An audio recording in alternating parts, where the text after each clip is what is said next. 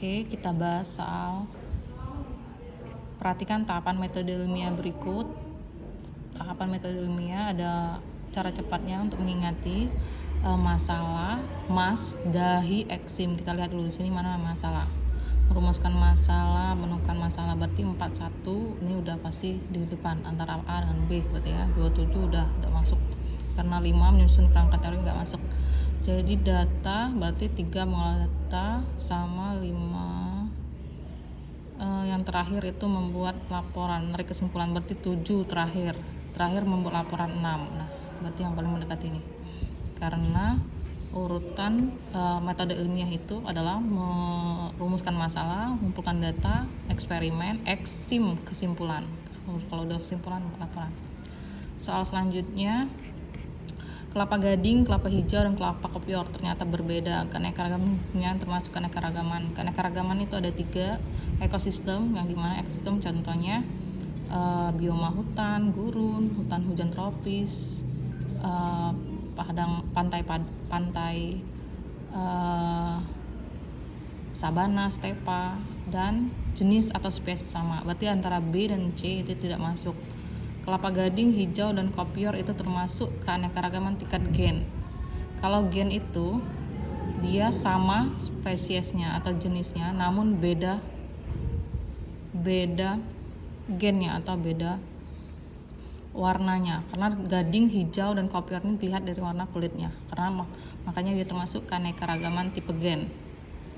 Selanjutnya, protista. Ini materi protista memiliki ciri-ciri, ada varian ciri-ciri dari protista. Protista ini termasuk protista apa? Protista itu dibagi 3. Protista mirip hewan, mirip tumbuhan, dan mirip jamur. Nah, kalau mirip hewan berarti dia punya gerak kaki. Di sini aja sudah kelihatan. Di sini adalah bergerak dengan kaki semu. Berarti di sini protista mirip hewan. Protista mirip hewan ini ada yang namanya protozoa, rhizopoda. Nah, rhizopoda yang kaki semu. Rhizopoda, poda kaki, rhizo. Jadi artinya di sini jawabannya B. Ya, kalau protozoa ciliata bukan. Selanjutnya, perhatikan rantai makanan. Rantai makanan di sini, rantai makanan adalah proses makan-memakan antara organisme. Di sini pertanyaannya, berdasarkan rantai makanan di atas, ular itu berperan sebagai apa? Kita lihat di sini. Dalam rantai makanan itu ada produsen penyuplai makanan untuk semua kehidupan organisme pemakan. Di sini tumbuhan sebagai produsen. Produsen dimakan oleh konsumen 1 tikus. Konsumen 1 dimakan konsumen 2 ular. Berarti ular itu konsumen 2. Tapi di sini ada 2 rantai makanan di sini. Makanya disebut dengan jaringan makanan juga bisa dikatakan. Nah, produsen dimakan belalang, padi dimakan belalang dimakan burung dimakan ular. Berarti di sini ular sebagai konsumen 1 dan konsumen 2 dan konsumen 3. Oke. Next, soal selanjutnya. Setiap bayi wajib mendapatkan 5 imunisasi. Nah, imunisasi ini berikut merupakan tujuan imunisasi vaksin polio pada balita. Polio pada balita itu untuk menghindari jelas A, B, C, D. Kita lihat kanker lahir rahim bukan, radang hati bukan, meningitis ya, penyakit cacar air. Berarti ini untuk menghindari penyakit polio, udah jelas karena polio pasti untuk polio juga. Oke ya. Soal selanjutnya sama tadi dengan kisi-kisi soal sebelumnya, ada jaring-jaring makanan. Dalam jaring-jaring makanan ada tingkat tropi kehidupan. Tingkat tropi pertama, 2, 3. Tingkat tropi pertama dimulai dari yang paling dasar pada piramida makanan. Di sini adalah si fitoplankton. Fitoplankton ini adalah jaring-jaring makanan pada ekosistem lebih global ya, karena fitoplankton, zooplankton ini ada di laut, udang di laut, ikan, kepiting laut, nanti burung camar ya. Ini semua sebenarnya jaring makanan pada ekosistem laut. Fitoplankton ini tumbuhan laut, zooplankton hewan yang kecil-kecil seperti protista.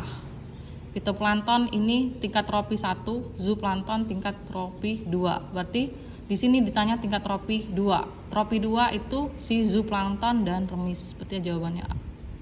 Ingat, tingkat tropi dimulai dari bawah. Siapa yang paling mendominasi? Di piramida yang paling bawah itu adalah eh,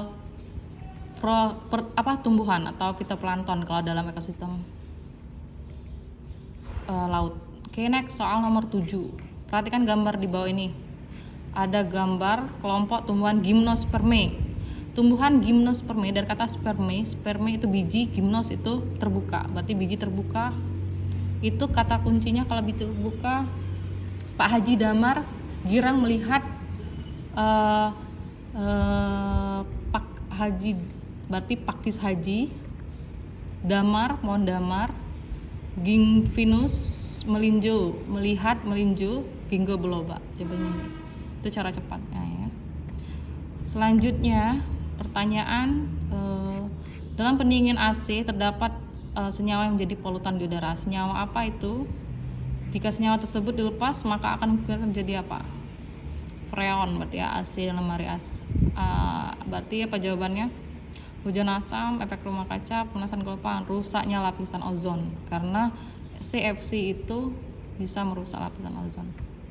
Oke, next soal selanjutnya. Soal ini adalah merupakan gambar organisme protista mirip hewan. Di mana protista mirip hewan ini, seperti yang saya bilang tadi, ada 4 jenisnya. Rhizopoda, kaki semu, yang ada kaki semu ini nomor 4. Yang ini protozoa, nomor 2. Kalau yang ini ciliata yang banyak bulunya, silih. Ini flagellata yang ada bulu cambuk 1. Bulu getar itu adalah ciliata, nomor 6. Nomor 2 yang seperti sendal, berarti 2 dan 6. Sili, bulu getar. Next, soal terakhir. Perhatikan gambar berikut. Ini ada gambar singa, macan, apalagi ini? Cita. Ya. Kelompok di atas termasuk keanekaragaman hayati tingkat apa? Kalau tingkat gen, dia itu sama spesiesnya seperti manusia. Tapi beda gen, ada gen Mongolia, Indonesia, sama gen negro gitu ya. Tapi kalau beda spesies, tapi dia satu, kalau keanekaragaman hayati tingkat spesies dia beda jenis seperti ini, seperti nomor 10 ini, tapi dia satu keluarga, satu family. Kalau dalam tingkat organisasi dia masih satu keluarga, ditarik garis keturunannya. Itu jawabannya apa? Spesies.